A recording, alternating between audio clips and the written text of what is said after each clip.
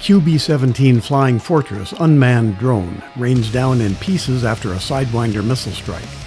A red F6F-5K Hellcat drone makes a fireball as it hurtles, without a tail or a pilot, to the desert floor. The dramatic action took place at the Naval Ordnance Test Station at Inyokern in the China Lake region in California's high desert between September 1953 and 1954.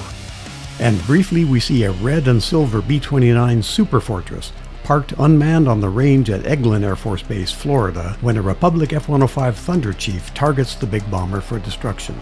The long lenses of tracking cameras were as good as the skilled photographers who tracked this action in remote locations as weapon tests were conducted to perfect ways to defeat adversarial aircraft. As a result, we have fantastic footage of the end of the line for these World War II warplanes during the Cold War. One yellow QB-17 returns to base with a mangled No. 4 propeller and gashes in the right wing from missile impact. Watch as another burning QB-17 dissembles overhead, breaking off large sections of wing and fuselage after a Sidewinder hit. A special wingtip camera pod with a white parachute ejects itself from the crashing bomber and floats safely to Earth. We get it. More than 70 years later, the loss of any B-17 or F6F is gut-wrenching for some. But in reality, had those bombers and fighters not been droned for important Cold War weapons testing, they would have been scrapped.